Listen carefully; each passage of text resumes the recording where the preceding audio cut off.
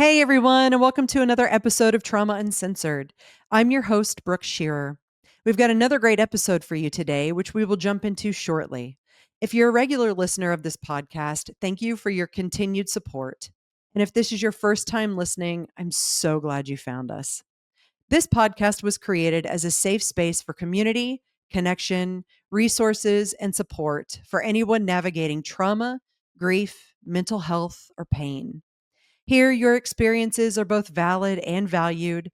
Your story matters, and it's important to know you are not walking this path alone. It is my hope that each episode helps you feel more connected and reminds you that it is possible to not only live, but to truly thrive after hardship.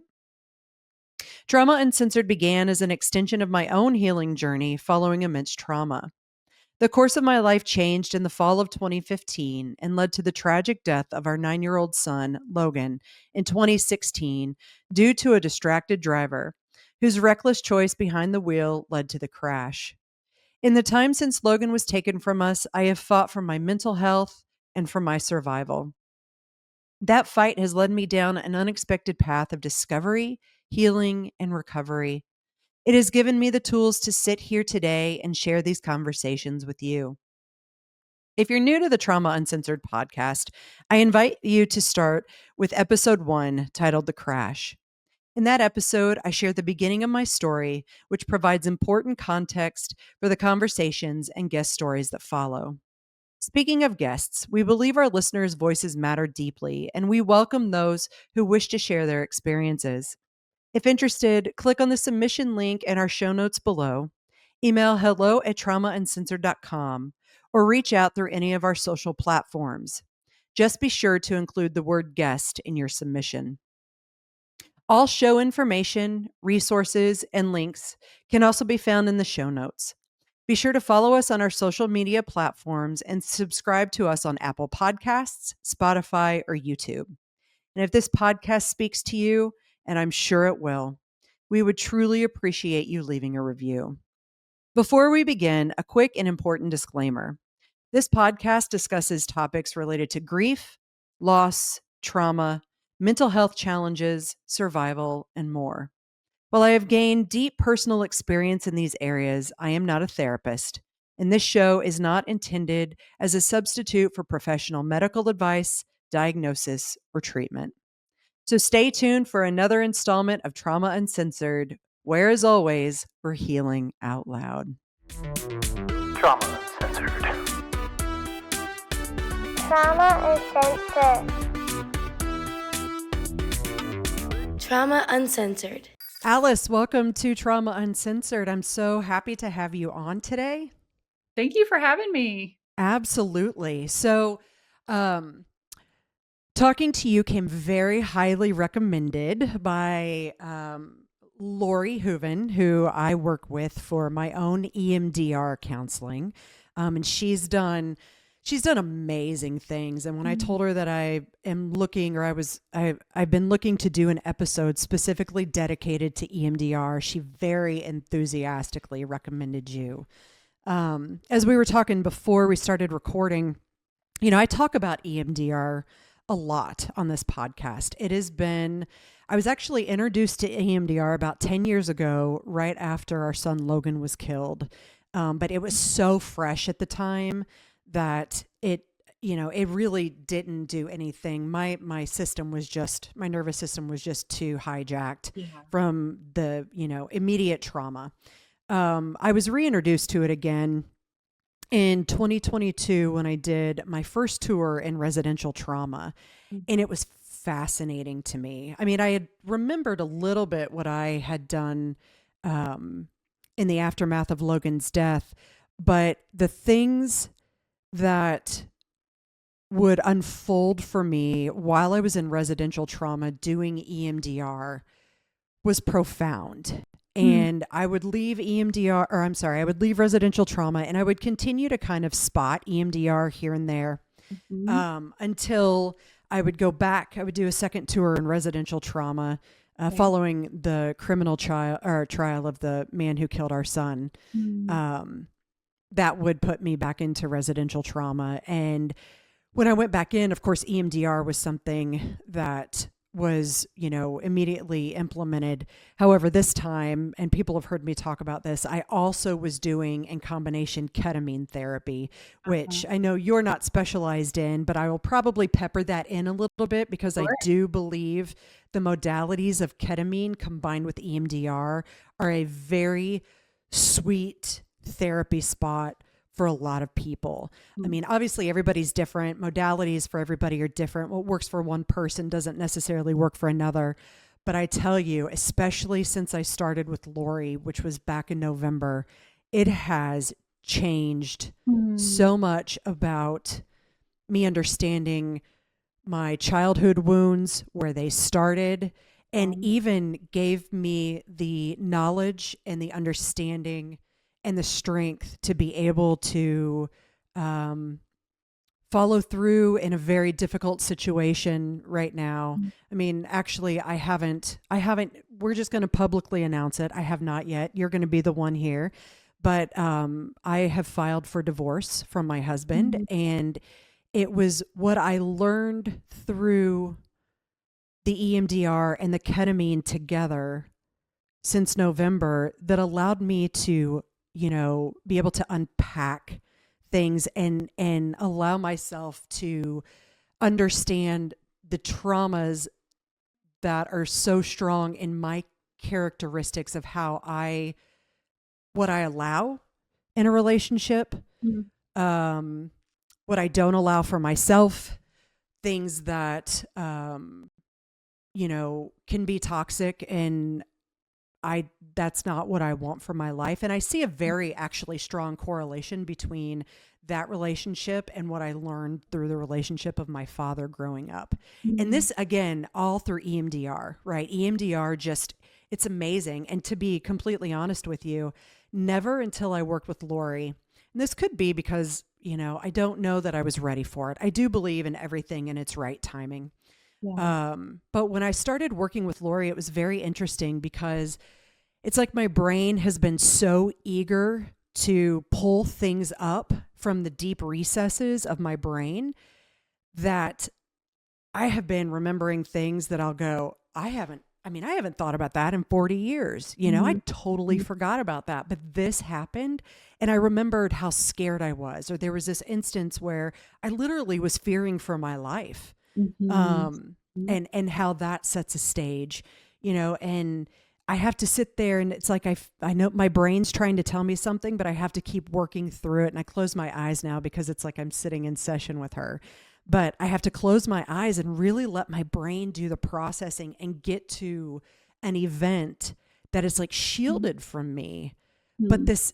it's coming back up. I'm going, oh my gosh, it's like these huge moments. Mhm. So with, me being long-winded, it's a long story way of saying that I've wanted to do an episode specifically about EMDR from a specialist who can explain it to the audience, because I talk about it a lot, but I don't go in depths into explaining Mhm. it because I don't have, my license. I'm not specialized in Mhm. EMDR. I can just tell you how much it has changed my life. Um, Can I ask a s- question about that yeah, real quick? I'm curious, yes. does it feel like through the process of EMDR, does it, 'cause part of what I'm hearing is you learn to be really present with yourself, Hmm.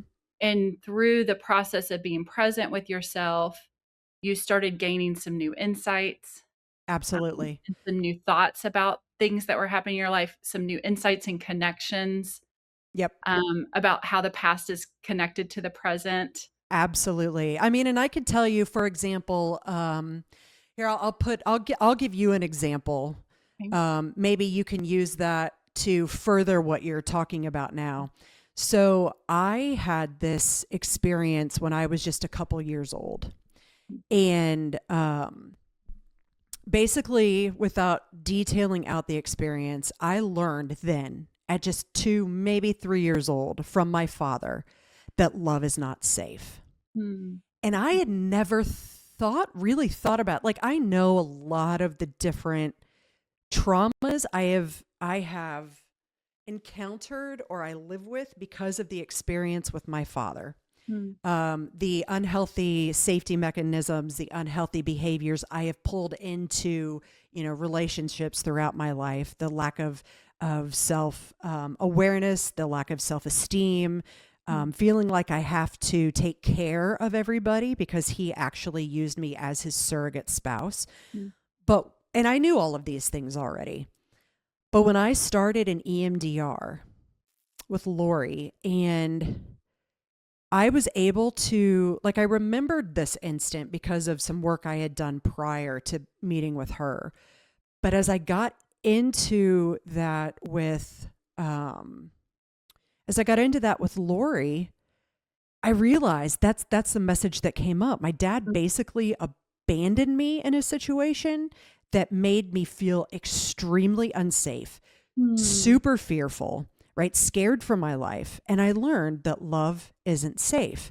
And Mm. I can now look back, right? Sit and process and look back and see where I have taken that love isn't safe Mm. into my relationships, and how I basically have repeated relationships throughout my life that mirror the relationship that I had with my father. Subconsciously, I was seeking out the same trauma, or someone who would, reenact the same traumas, characteristics, Mm. anger, so on and so forth. And, it was because of that introspection, these ideas coming to me. And it was session over session, right? Sure. It wasn't after one session I was like, oh, I've got all the answers. Yeah, And I'm that would be still great. learning. I mean, Yeah. in fact, I'm going to see Lori tomorrow and then Mm. following up with ketamine on Thursday. And but the more that things click and open up and I start to see the connections between those experiences with my father and other experiences throughout my life and the experiences I had in my marriage, it has allowed me to basically stand up and say, I'm worth it. Mm. I'm worth it. I Mhm. don't think in my entire life I have ever not taken care of someone, had my own time, lived for me. And 2026 is becoming the year that I'm embracing that. And it's not easy to move forward, right? It's not easy to Mhm. get divorced. It's not easy to uproot a life and change all of that. And thankfully for what I'm learning and working on, I have this sense of excitement and joy Mhm. and carpe diem and looking forward to things that I've never had in my life. Yeah. And I do want to couple that because I know that you will talk to this too. It's not like EMDR is an easy process. And I think that's probably why a lot Right. of people hesitate doing it. It Sure. can knock me down for a day or two. I mean, Sure. so much comes, and I journal and that helps. Um, so I really want to highlight to the listeners that EMDR is an amazing tool, and you have to be prepared for the fact that it could be so heavy that you have to give yourself grace, for however long it takes post session to really process and feel better. And you will feel better. And the thing is I hate I really do hate it. I hate the process of it, but as I stack one session after another and I learn this and this and I process and I journal, there's a light that becomes brighter on the other Yeah. side. I do feel like I'm, starting to heal. Yeah. So One way I answering your like to question, talk yes. about that, I like to talk about what you're describing of that transformation. It's kinda your brain's coming up to date on into today's terms, meaning it now recognizes where you have choices, where before you were living out of a different orientation to the world that your brain had kinda created based on your previous experiences. And I can go into detail about that in a minute, but Please but do. now, like, it sounds like through the work that you've done, and it's not just one thing, it sounds like there's lots of different things that you've done to help with that. EMDR is one of those tools, but one of the things that EMDR does is it helps clear out some of those things that are stuck or kind of frozen in time so that we're oriented to the world out of that frozen in time experience.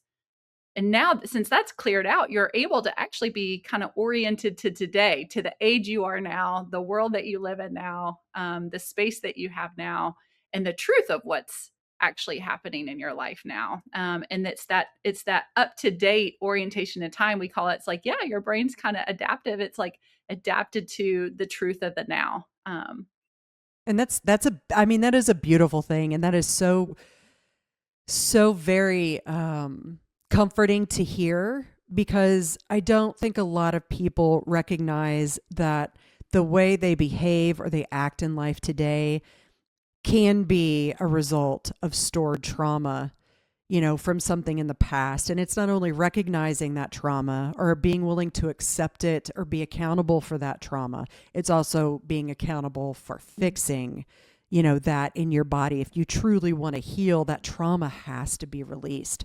So, all of that being said, I think it would be wonderful if you could officially start this conversation with explaining to the listeners what exactly EMDR is. What does it stand for? Maybe just a tiny bit of the history behind it, if you can, and kind of just define it and the tools and methodologies. And then, also how our brains and bodies respond to those traumatic experiences, how you started on. And I am very, very excited for you to share how EMDR helps in the healing process. Sure. Yeah. Yeah, so EMDR stands for eye movement desensitization and reprocessing. It's a mouthful, and that's why it's really easy just to say EMDR. Right. And some people mess up those letters and call it EDMR, and that's okay. We know what you're talking about. So, but it's eye movement desensitization and reprocessing, and it was developed by a woman named Francine Shapiro, who had gotten she was a psychotherapist, and this was back in the 80s. She had gotten some distressing news and had gone for a walk in the park. And I don't know if you've ever experienced this. I've had this happen to me before, where I'm thinking about something, but I also have this kind of out of body, like kind of observing myself in the Mm-hmm. process of processing something at the same time. That's kind of like what happened to Francine. She noticed that as she was walking in the park, she was thinking about this distressing news that she had gotten. And she noticed that her eyes were in kind of voluntarily going back and forth as she was walking, and that she started to feel better. She started to kind of feel better about this distressing news, and it was that kind of present moment awareness of observing herself in that process that she got to thinking, "Huh, that's interesting. I wonder if I can replicate that." And so she did it again. She kind of brought something to her mind that was kind of disturbing, distressing, and she kind of had her eyes move back and forth as she thought about it, and noticed that she started to feel better. And so it kind of goes on from there, the story, where she talks to some colleagues about that, and they all kind of got excited, practiced it together, and kind of found that universally they all started to tended to kind of start feeling better. And so originally it was thought of as like a desensitization kind of technique, meaning desensitize us from a distressing kind of emotion and helping with that process. But when they started kind of asking clients if they'd be open to trying it in their session, because this was back in the 80s and you could do some things like that, right? And you could ask for permission to try some things. And so they did, and she did, and found that clients, for the most part, were getting successful desensitization or deactivation from that distress, just by thinking about something and having their eyes go back and forth.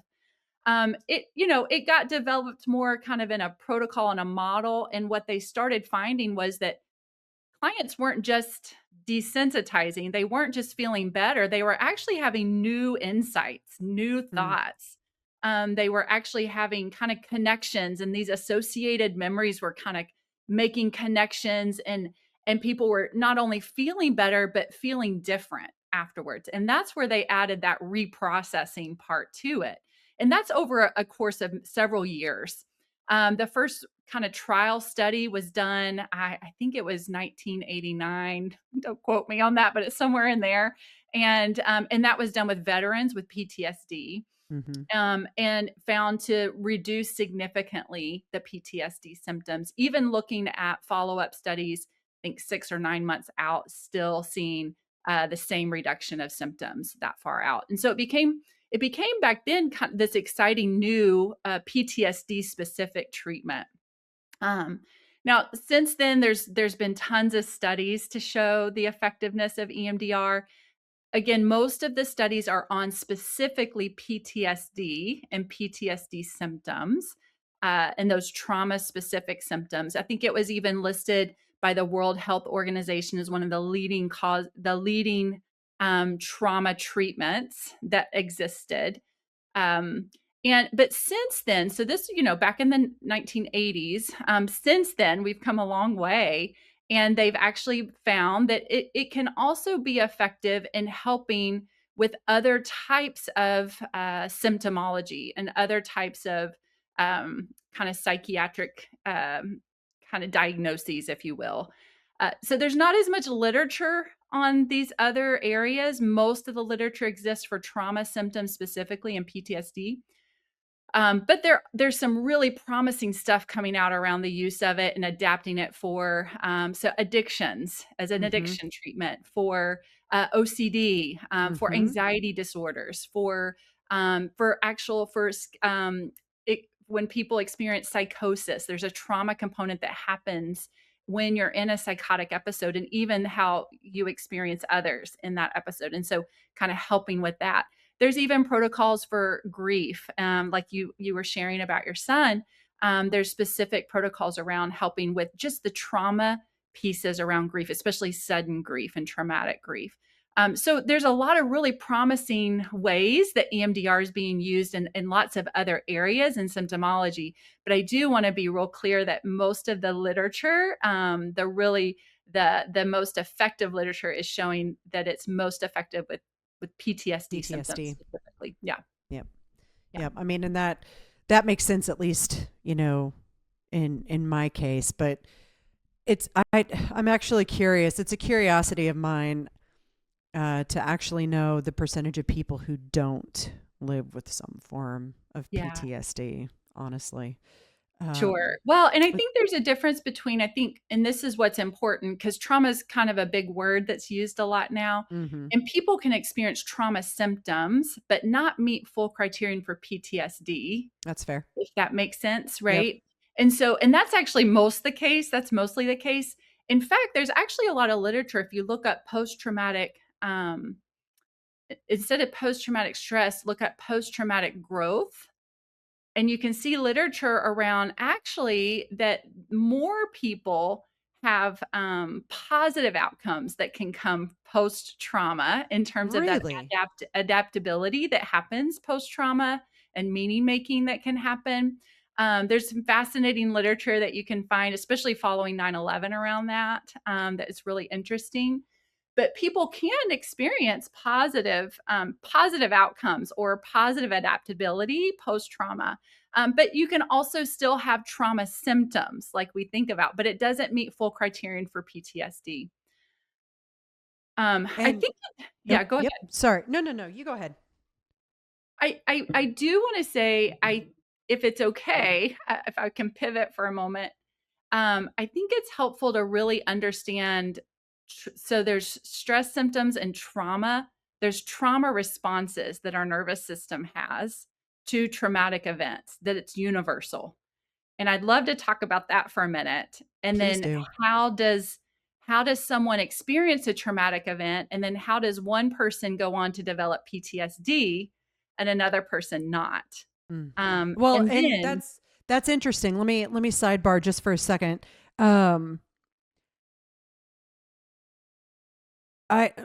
You left me speechless, because I'm sitting over here going, okay, shared traumatic events, and one person could have PTSD, right, and not the other.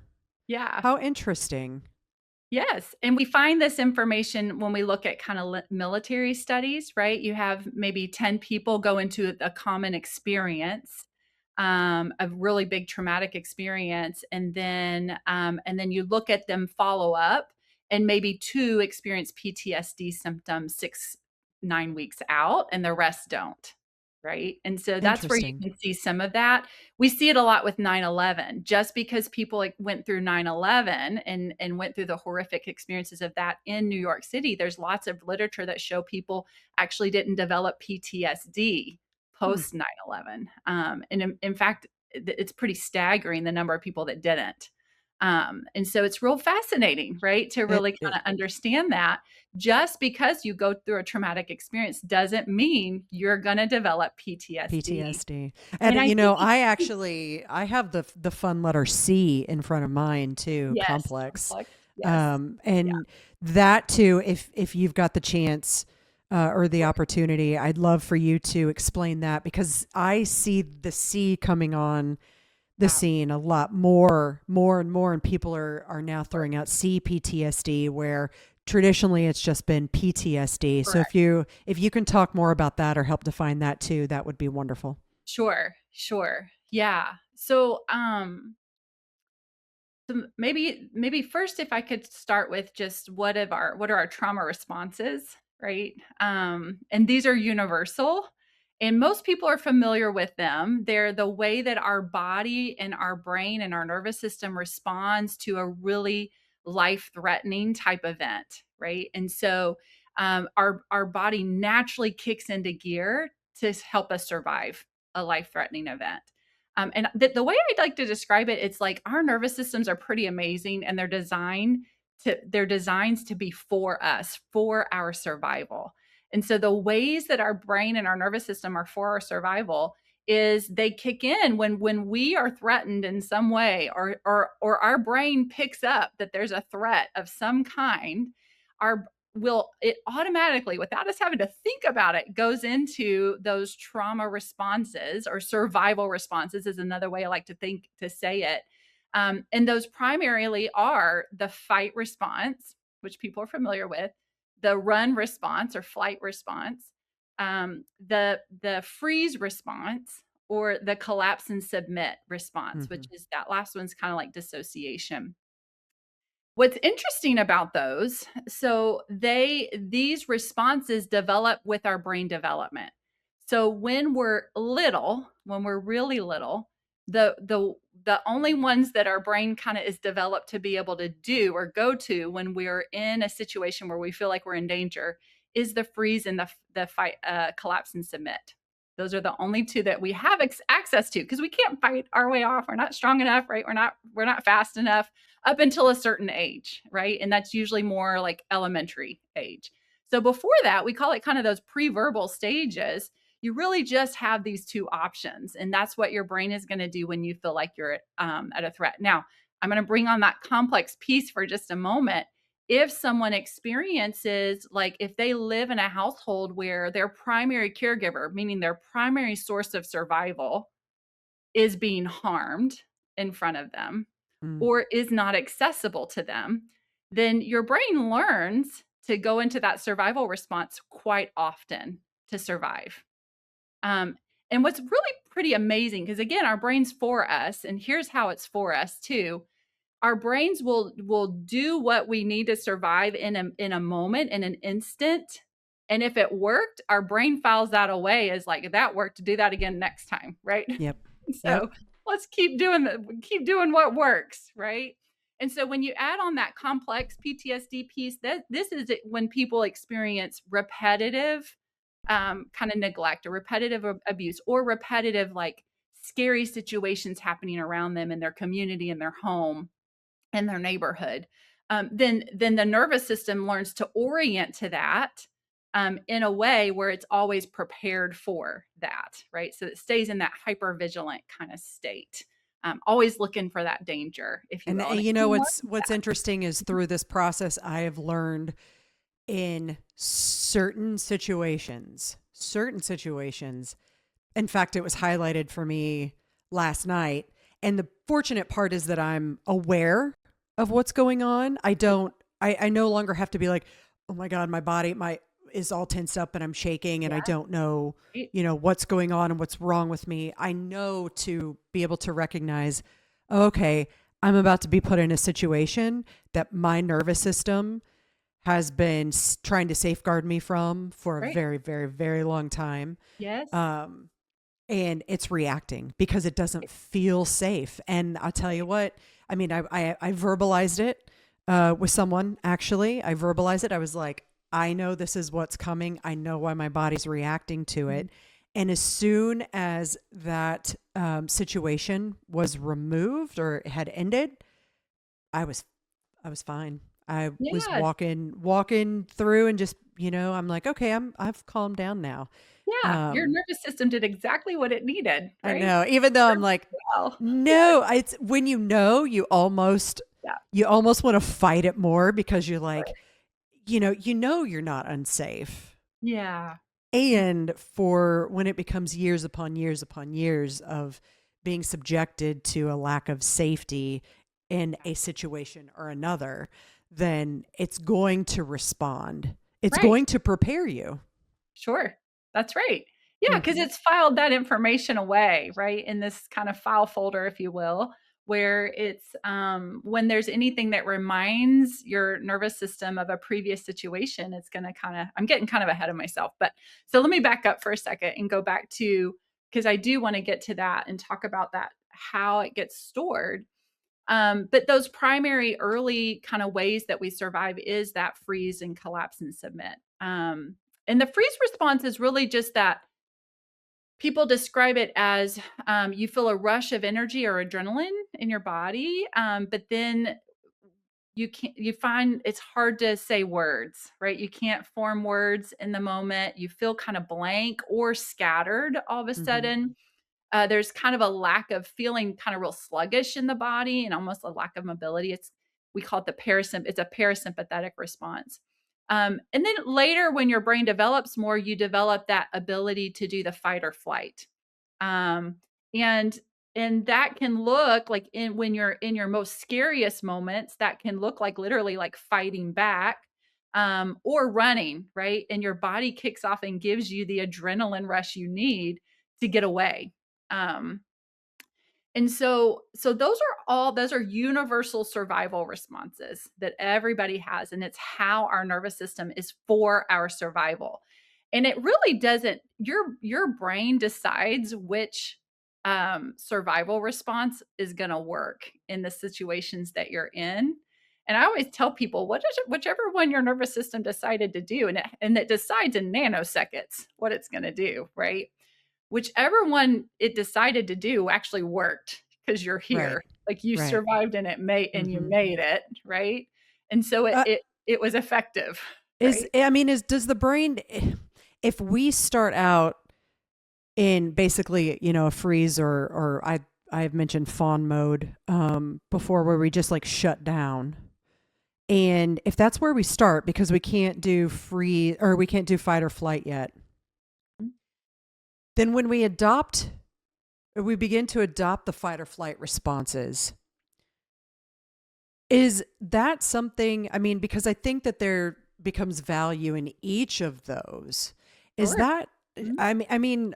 are you saying that the brain will kind of like choose between one of the four in different situations, or is it usual for it to default back to Mhm. one of the, so for example, if I learned the freeze response very Mhm. early on and then learned that fighting or flighting was even more unsafe Right. or more, wasn't going to get me anywhere, Mhm. then do I always live with the freeze? Or if I have mostly freeze events that proved safe, Mm.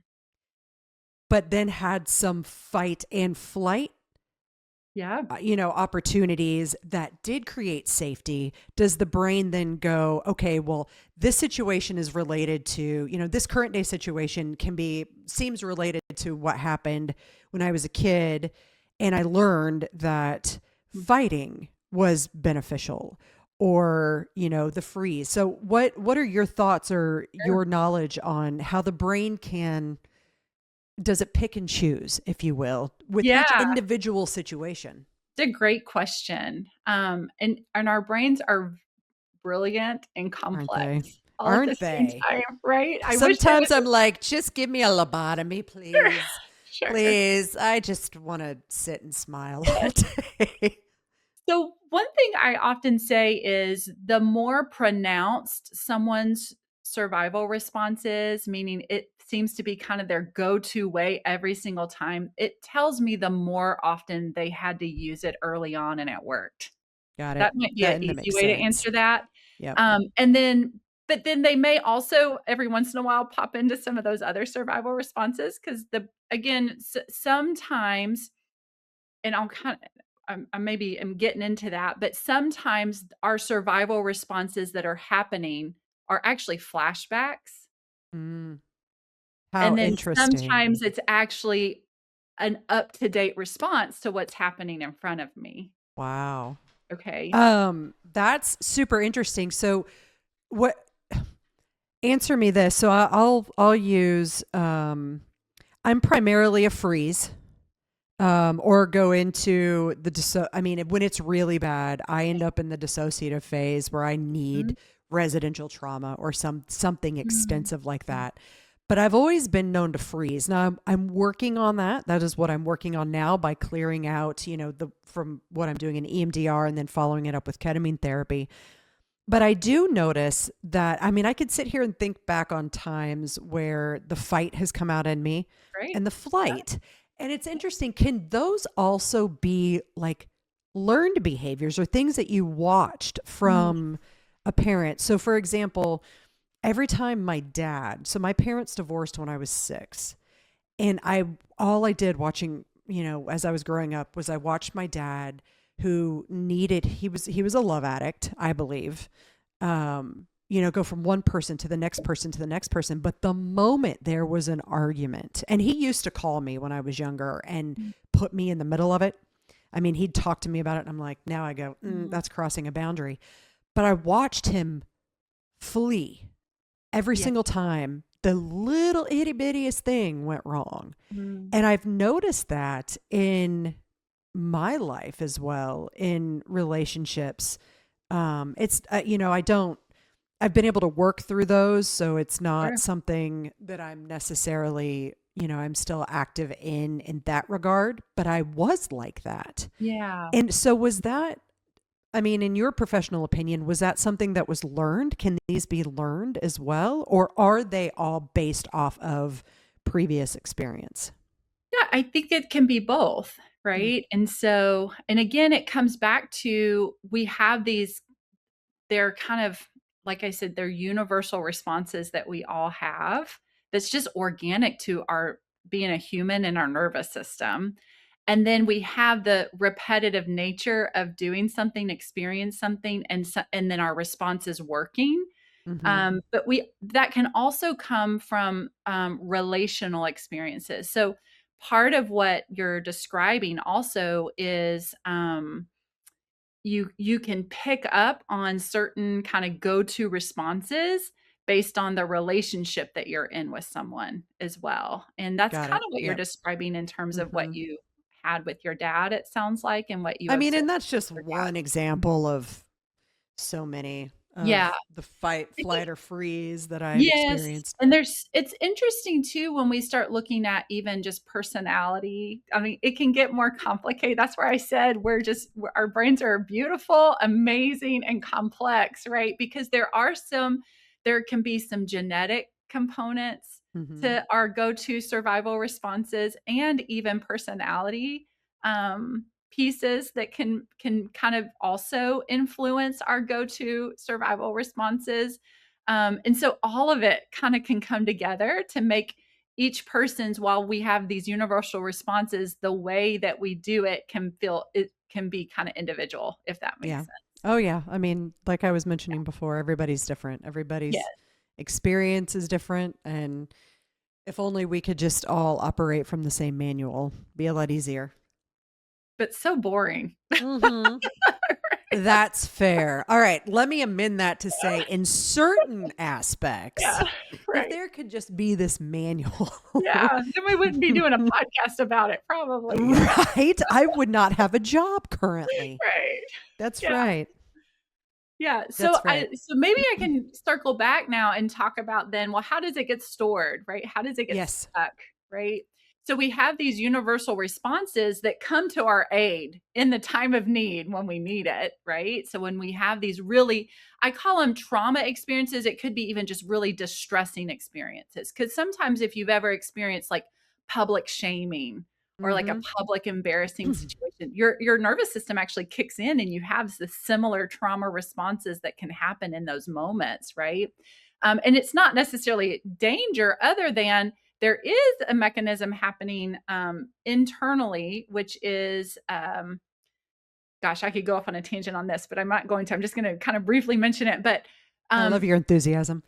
where we uh, when there's public shaming, there's an internal, real primal risk of being kind of excommunicated, right, from the group, which is a survival, safety, danger cue that Right. happens in the nervous system, right?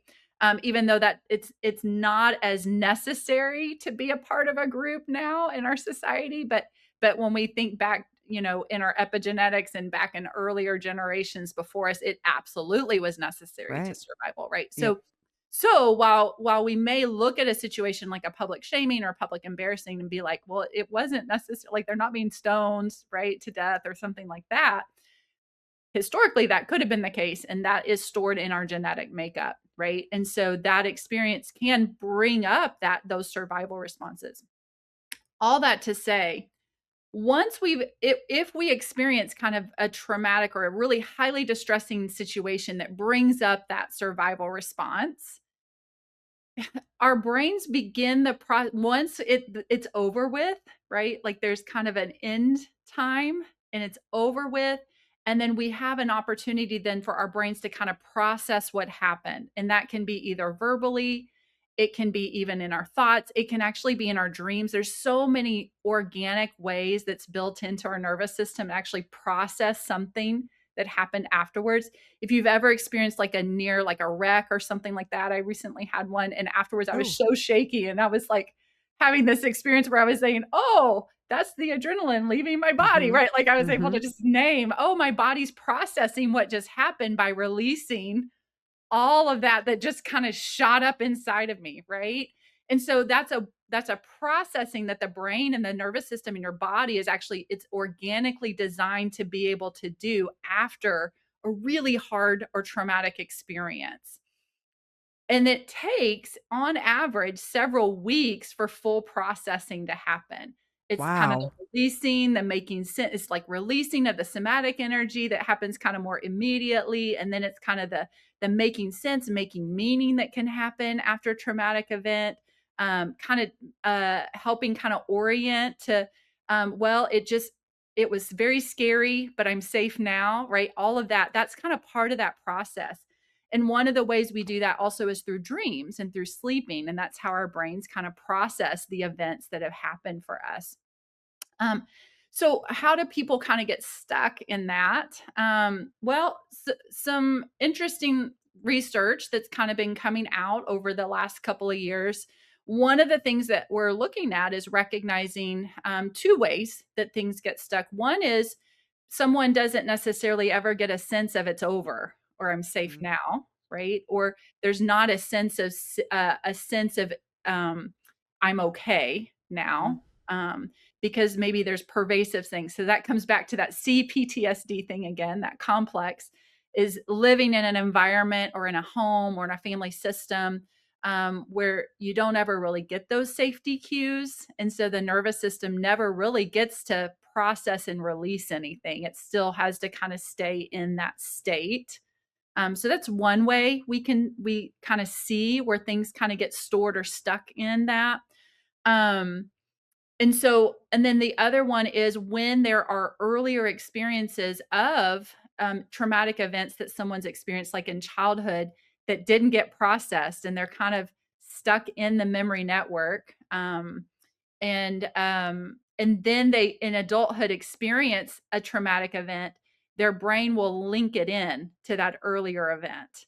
And because of that linked in process, they're not able to process the more recent event, right? And the more recent event could be one where it is over with, it is done, and they do recognize they're safe kind of in a cognitive way, but Mhm. their body doesn't recognize it because it's linked into the earlier time where they didn't And get so that. it's just like basically building, it's just Yes. building layer upon layer. And by building that layer, I would think, and correct me if I'm wrong, but doesn't that mean it just the nervous system just can, I mean, heightens, and it's I call it, I call it a lot of things Yeah. actually, because I know what I've learned, right? But can that lead to more increased nervous system dysregulation on a regular basis as Yeah. those, I mean, if Mhm. the one's not cleared, then one piles on top of it and another until Yeah. Mhm. basically, the nervous system can only handle so much. And then you start to have chronic pain, and there can be depression. In cases like me, I literally shut down Yeah. into a Sure. dissociative, and for me, because of my OCD, has been suicidal Mm. state. Yeah. Um, Mhm. so what then? Hmm, you're probably not ready to talk about the process of EMDR, but I think this Sure. is a great place actually to talk Yeah. about those underlying stored experiences, Yeah. the built upon, and then if you so choose, enters EMDR. And what does that do for the unstored? I'm sorry, for Yeah. the stored that is unprocessed. So EMDR follows what's called the adaptive information processing model. Again, another mouthful. We call it the AIP model, adaptive information processing model. And this model kind of posits that there are two kind of memory networks, if you will, that exist in our brain. I'm not gonna use all the technical terms. I'm just gonna try to keep it real simple.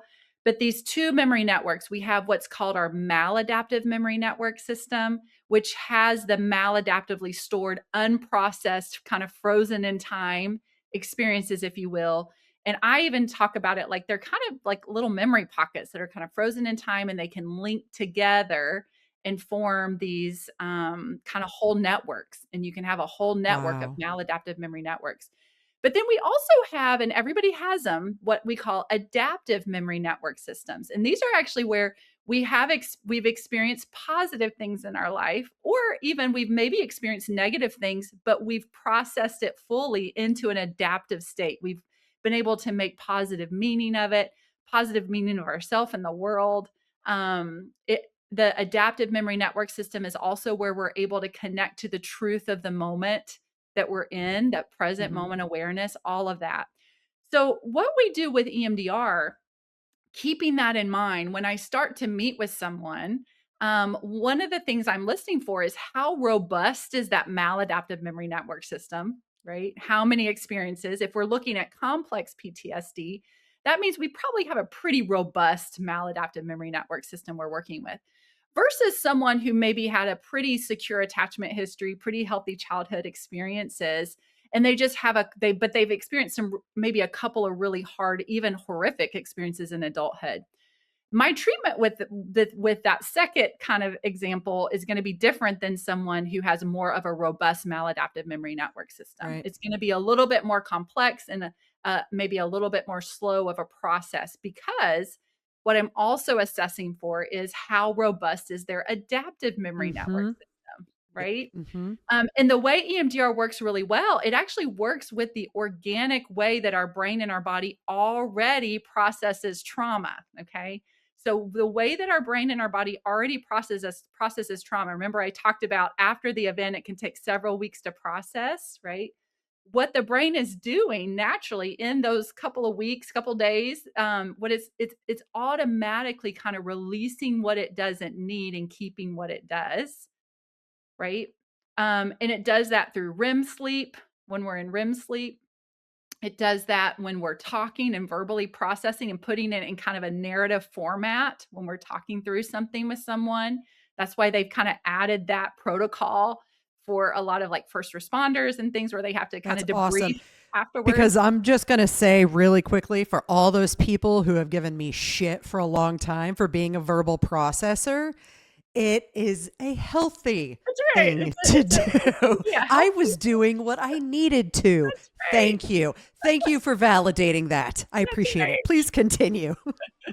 Yes. And so those are like all those ways that our brains and our bodies are already kind of processing that information. And then it moves it and it keeps what's important and kind of moves it into those adaptive memory networks where I can say something like, yeah, like what I went through was a hard thing, but man, I'm resilient, right? Or man, I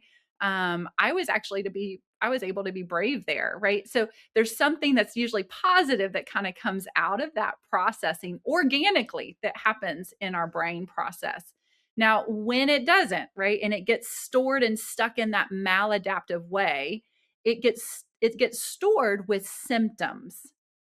And those symptoms can be fragmented. And the earlier the trauma, the more fragmentation that happens. The earlier the trauma and the more often the trauma experiences happen, the more fragmented those symptoms become. So that when I'm out and about in my world and I get a certain look on someone's face, all of Hmm. a sudden, what happens is my brain is like, "Oh, I have a file for that look." And it means when you get that look, something bad's gonna happen, right? And it opens up that file, that maladaptive memory network system, and the way that it's frozen in time, it comes up right here in this moment, and I'm feeling things that I felt when I was 5, right? When this memory happened. And I'm all of a sudden feeling and responding and reacting as if I'm 5 years old again, even though I'm in an adult body, right? I'm just sitting here kind of soaking it all up because I Yes. understand that specific example all too well. Yes, and so the way I like to explain this to people is and when a maladaptive memory network when it's stored in a way where it can't process, it's kind of blocked off from those adaptive networks, okay? EMDR helps connect the two so that the processing can happen. Now we can let go of what we don't need anymore about this stored one, and it can connect into the adaptive networks and keep the positive whatever positive growth we can kind of perceive after processing it, right? And so it kind of needs both. We need a robust adaptive network system if we're working with a pretty robust maladaptive network system, so that linkage can happen, right? If And you so have a if you have, a robust maladaptive system, would your technique to be to actually build up the adaptive? yes, that's exactly right. Yes, so the I more see and look up. complex. Yep. Mhm. Yep. And so Yeah. that would be, and I know you were mentioning taking it slow, Yes. but I was just curious if the adaptive would need to build. I mean, if a client doesn't have an adaptive system to begin with, but a Right. highly maladaptive, which would have been me had we started working Yes. together, I would have fallen Yes. into that. The idea would be to build up the adaptive to That's exactly prepare right. to open the door to the Yeah. maladaptive. I understand. Yes. Yes, that's so right, because there's actually 8 phases of EMDR, and the Oh, first 2 phases are what we call our prep phases. So phase 1 is history taking, phase 2 is our preparation phase. Those 2 phases work together, and those 2 phases can take anywhere from a couple of sessions if you're working with that individual I talked about what had a pretty healthy, safe growing up years. They have really a robust adaptive network system and just a couple of trauma memories we're working on. Then I might only spend a couple sessions in phases 1 and 2 before we move into the reprocessing of memories. Whereas if I have an individual that's come in and they have a pretty robust maladaptive memory network system and a pretty small adaptive memory network system, then as a clinician, I'm going to want to spend quite a little bit longer. It could sometimes take even a couple months, quite a wow. few sessions of Yeah. really building up and developing that adaptive memory network system so that when they do process those trauma memories, there's stuff to link into and it's a safer experience for them. Yeah, that's I mean, to be completely honest, when I started with Lori, we did quite a handful of sessions before we, Yeah. of the history taking and everything before we Yes. jumped into the actual reprocessing. And I was like, man, are we ever going to get to the That's work? right. But now that you mention all of that, and I mean, obviously I still go to her, so I don't second guess. Yes. I think she's a phenomenal, phenomenal She is. therapist. She's amazing. She Yes. really, truly is. And I'm so lucky to have been guided to her, but um, that makes sense to me now. Yes. And so then let me ask you this question, because if people are impatient like me, Yeah. Yeah. it's a work in progress. All right, people, work in progress. But if people are impatient and they're like, okay, well, I know in order to get to the other side, I have to do this work, but they come in and like you're taking for their betterment, you're taking upwards of 2 months to get them into that work. Do you find that people typically are able to stay the course, or do they get, agitated and they're like, why aren't we doing any of the real? Sure. Yeah, so, everybody is different in their Yeah, responses, right? that's fair. And their readiness, and it's a collaborative effort where the clinician and the client are working together, collaborating on what's the speed for them, right? But there's some Hmm. good clinical decisions we have to make as a therapist to make sure that we're going as fast as the client can tolerate and can Yeah. And handle.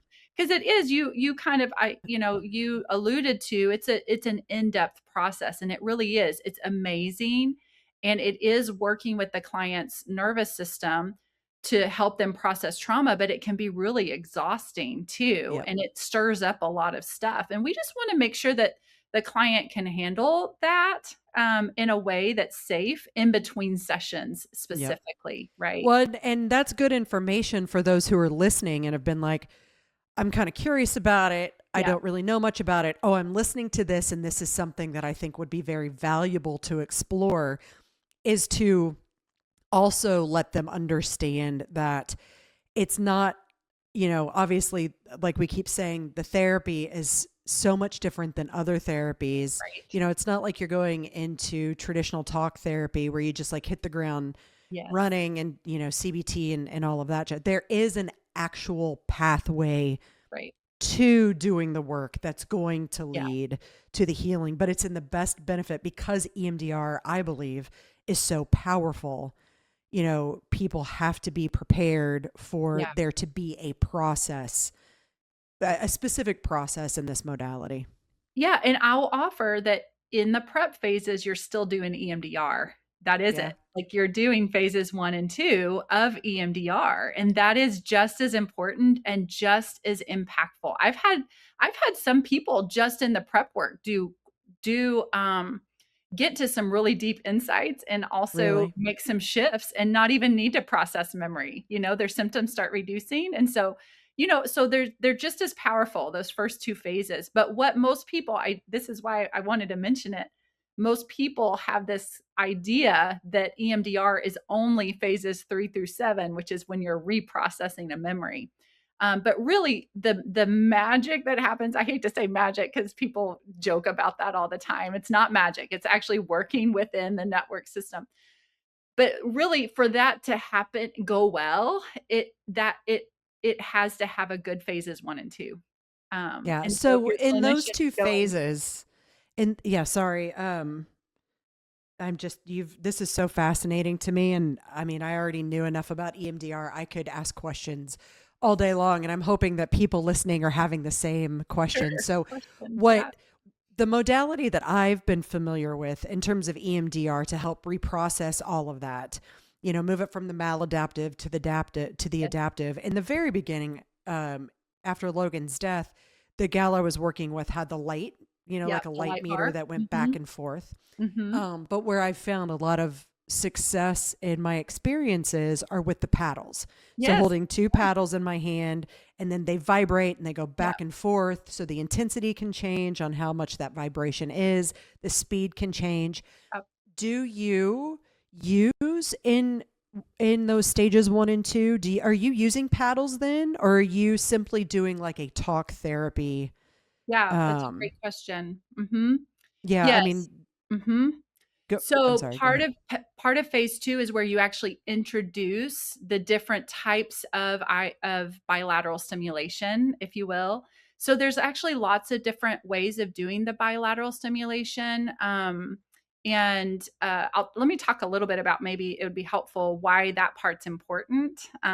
So in the research, all the literature's on eye movements, right? Because that was the original way that EMDR was developed, was with eye movement. So most of the literature is on eye movements.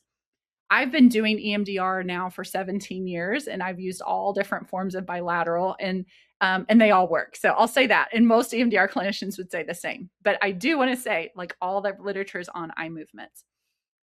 How does that work? So there's Panksepp, Panksepp, did some literature which was really interesting on, or did a study on brain imaging in the EMDR processing, and found that when people would talk about the memory they were going to work on, they saw parts of the brain light up. And then with the eye movements or the bilateral stimulation, which is back and forth, that back and forth eye movement, through the process of EMDR, the parts of the brain that were lit up when they thought about that memory literally shifted and changed through that session to where it wasn't lighting up that part of the brain anymore. It was Wow. physiologically being stored in a different part of the brain. So what it was giving, it gave us a clue into that the eye movement process, which happens in REM sleep. If you've ever seen Right. someone in REM sleep, you see their eyes moving back and forth. Um, that eye movement process seems to do something. There's a mechanism that happens within the memory system to help with reprocessing and actually physically moving it in the brain to be stored in another part where it's not getting triggered in that limbic system, if you will, Mm-hmm. right? Mm-hmm. Which limbic system is our survival response system, right? So all that to say, there's lots of ways of doing bilateral stimulation. There's eye movements. There is, people have machines now. They have the light bar that you described, which is this kind of beam, and the lights go back and forth. My husband calls it the Night Rider machine. It's And a then, good thing the majority of my listenership yeah, is if you're in from the our 80s and age 90s, you would range know that. because they'll understand it. You would get that. But and then there's also the handheld, which is what you're describing, that has the paddles that kind of, they vibrate, they bilaterally vibrate, and you can change the intensity. And then there's also headsets where you can do a headset and it can beep bilaterally. Those are options. There's different apps that you can put on the computer and it can bounce a light around. So there's all that. Now, I also work with kids and do Mm. EMDR with kids. And we do bilateral. We beat on a drum, we Oh, run that's in amazing. place, we patty cake. There's lots of ways to be real creative with bilateral stimulation, right? And so all that to say, what we do know though, through that process, they changed it from bilateral stimulation to dual attention stimulation. What it actually means is it's something in the present that helps hold our attention to the present and helps us remember we're in the present as we're thinking about this past event. Okay. And that's a key. That's real important.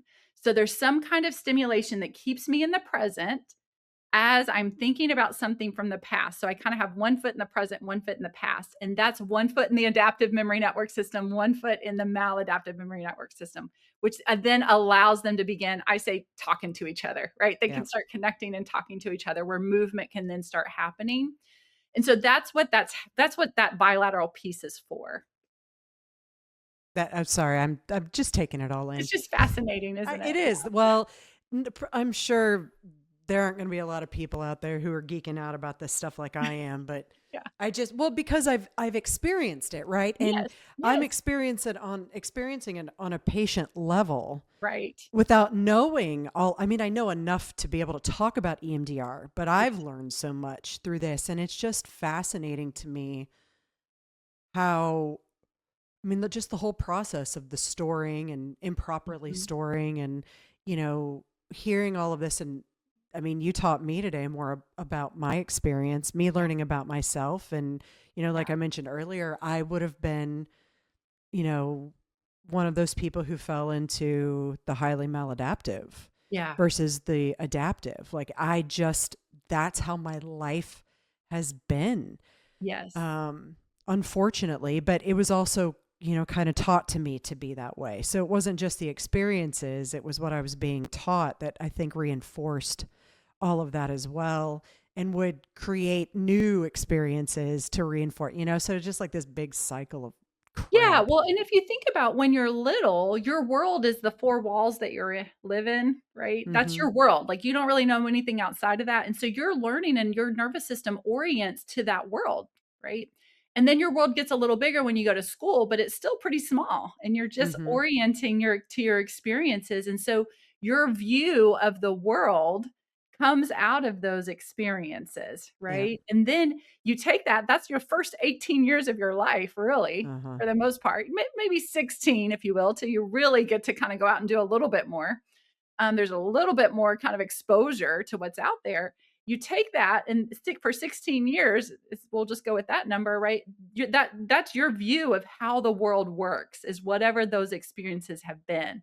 So then you take that and you move yourself into another world where things aren't necessarily the same, but you can't see it because you're looking for all the ways that it makes sense within your understanding of how the world Mhm. works. And so you're acting and reacting out of all of that, right? And I mean, I think that is maybe that's why I'm such an advocate for this therapy. Like I've tried brain spotting, Mhm. and brain Which is spotting a for me cousin. It's a works cousin of right. It is a EMDR. cousin. Yes. That's right. Yeah. But for me, I find that sitting in the therapy and, holding the paddles and doing that, Mhm. I'm going to call it bilateral because Sure. that's just what I know. But, closing my eyes and just knowing that what I'm going to bring up is probably going to be painful, but I'm there to address Yeah. the painful because I'm seeing all of the time that I grew up or I've lived 45 years of my life with all of these misbeliefs, I'm going to Mhm. say. I really do believe now that I can look at them and be retrospective about it, that they are misbeliefs about and ways of responding to life and acting in life and what I chose in life were due to those maladaptive, where I'm looking at a future because I'm processing and I'm becoming aware of where all of those came from. I'm looking at a future for the first time in my life, like I mentioned at the beginning, that I feel enthusiastic about. Like, I Yeah. don't feel like I'm just existing in this world like Mm. I had really all of my life, just Yeah. trying to figure out where I belong. And now I'm like, I make my own story. I'm Yeah. doing this podcast. I've got another business venture that I'm, starting to build. I'm going to, I can travel. I can take the girls places. Yeah. I can go to a restaurant and sit at the bar by myself and realize that I'm okay alone. Yeah. These things were never afforded to me before because I lived all of my life in that maladaptive state. So if people get annoyed listening to me talk about EMDR, it's because it's opened my eyes to life. Let me Yeah. tell you that. And Oh. having lost a child and Mhm. still not feeling like I was living, you know, Yeah. after the hardest experience of my Mhm. life, to think I was just still simply existing, and then to be introduced to work that is showing me the beauty of living.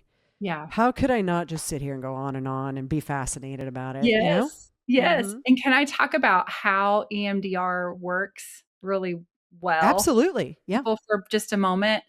Because I think this is what I'm hearing you experience is when you pick up those paddles, as you say, and you close your eyes and you're just present. What I'm hearing, that's kind of the important component for clients to experience success, is actually to just be present with whatever happens and just trust whatever happens in that Yep. present moment. And that's actually the key.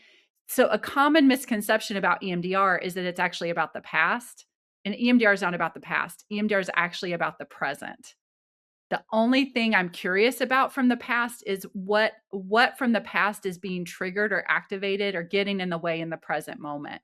And then if I can be present, right? If I can stay present in my present adult self as I think about that past thing that keeps getting triggered, and then I can trust that my brain and my body knows what to do with it in this session as the bilateral is happening. If I can just be present and just like, if I have the urge to cry, I'm going to cry. If I have the urge to move around and wiggle, I'm going to do it. Right. If I all of a sudden feel kind of blank inside, or if I feel big emotions inside, if I can just trust it and just kind of let it kind of unfold like a movie that I'm just kind of watching as it Right. happens. And I can just be an observer and be fully present with and trust that my brain and my body is going to do that hard work, then you'll come out at the end of the session in a different way because that movement will happen in the brain. It's trusting the organic process of what the brain and the body already know how to do, Right. right? Well, It and already that's knows hard. how to do it. Humans have a hard time letting go of the ego. And, Sure. if I can just add my personal experience, EMDR has worked extremely beneficially for me when I have allowed my brain just to do what it wants to do. That's right. Don't try and force the thoughts, don't try and force the visions, just Right. let it process. And if you jump from one thought to something that seems completely out of whack, That's right. that your brain is working. But in order Yes. to do that, I have to allow myself to let go of control. Yeah. That's It right. is. It's being in the present and just Yes. being there and experiencing what you're supposed to versus trying to direct and redirect. Yeah, and whatever happens in the session is supposed to happen, right? It's Mhm. all part of it, and it's what kind of gets stored in those pockets. Often times people will say, like, I just didn't want to come in today. I was kind of dreading it. I didn't want to work on this. That's And me. I say, absolutely. You know why? Because that's what's stored in that memory. Like you didn't Mhm. want to think about it. You didn't want to work on it. You didn't want to talk about it. That's part of that memory pocket and what's stored in there. And so thinking about starting to work on it is already kind of opening up that memory pocket and you're starting to kind of feel the things Mhm. and have the same thoughts that you had at the time, right? Of the time of the event. It's just kind of coming up right now in this present moment. And we're experiencing it in that way in this present moment. So, yes, part of avoiding and not wanting to think or talk about trauma is a trauma response. And it's likely Mhm. what's stored in those trauma networks and those maladaptive networks as well, right? And that's what I was going to mention to those people who allow themselves to show up even when your body is telling you it is completely unsafe and that you shouldn't. Mm. You are the examples. I mean, those people are the examples to others who are too scared or too fearful to open those doors Yeah. because it's hard to go in. I mean, I'm one of those people. Every time, tomorrow morning, I'm going to wake up and I'm going to be like, I don't want to go see Lori. Yeah, that's right. I'm not, I love Lori, but I don't want to go see her because I know what I'm going to work on That's and right. it's painful. And with each of those sessions, as my awareness and ability to be present and live in the present grows and make those connections, it is changing. I finally feel like I'm changing my brain in a way that's going to be healthy and benefit me versus living in the hell that I have for Yeah. so very long. And it it takes bravery. It takes bravery to step out of that door, to get in your car, to drive, and to even walk through, your therapist door and do Yes. the therapy. Yes. But I believe everybody deserves that opportunity because, living, I'm probably going to get a lot of kickback for saying this, but I really do believe that living in hell is a choice. I really do. Mhm. And that's the reason that I love having the opportunity and the ability to bring people like you on, is because people can hear that they don't have to live in that space. Mm. They don't have to. There are ways to, it's never going to go away, but you can live with it and walk alongside it and not let it run your life and not let it be the only thing, that defines your life. And I'm very passionate about opening up the space and bringing people on who can show some tools and some ways in order to bring joy and purpose back into life. Yes. Yes, Yeah. and EMDR is one of those tools that can Yes. definitely be a good resource, and it pairs well with other modalities and other Hmm. forms of therapy as well, Yeah. I have found over the years, so, Absolutely. That'd be yeah. a whole other episode. Yeah. Alice, thank you so much. And I'm sorry. I do want to apologize. If there's one thing Jordan's always saying to me, it's stop apologizing, but I can't stop myself from apologizing. but I appreciate you giving me the space to get excited and enthusiastic and ask questions and really dig in deep, in Yeah. this EMDR stuff with you. I very much appreciate it. And I know this will be extremely beneficial for the people listening.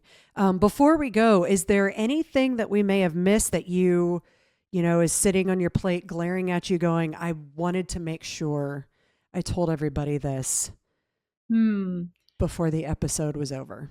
Yeah, I think the only thing I just feel like I want everybody to hear is whatever experiences you've had and whatever you seem to be like, if you're having a lot of maybe symptoms of those experiences in your life today, um those symptoms that you're having served a purpose at some point in your life, and they actually helped you survive really hard things. And part of the journey that maybe you're learning now, if they seem to be getting in your way now, maybe the way they're getting in your way because they don't serve the purpose that they used to anymore. But your system doesn't know how to do it different. And so that's where a modality like EMDR could be helpful. It's where we can both honor the role that those things have played in your life, the ways that you adapted, the ways that you survived, the ways that you learned how to um, do whatever you learned how to do to make it. We can honor that, but then also help your brain kind of get up to date with that you don't have to do those things anymore and you have other choices now. And that's one of the things I love about EMDR is it really helps with that process. So well said. What an amazing way to wrap up this episode. Like that should be cut and just put at the very beginning. That was beautifully said. I appreciate it. All right. So I will I'll get information from Alice and ways to contact her, any resources that she might be beneficial. And as always, I will put them in the show notes whenever this airs. And I think without saying too much else, that's a wrap. I think this has been an amazing episode. Yeah, I'm thank so you so grateful for much. you. Thank you so Yes. much for I know you were super excited when I reached out and I was like, "Hey, would Yeah. you be open to?" And that's what fills my heart with joy is people are so open and willing to help and to Yes. share. And Yeah. thank you for being part of that. Thanks for asking me. Absolutely. All right, everybody. Thank you for joining us for another episode of Trauma Uncensored. Until next time, bye.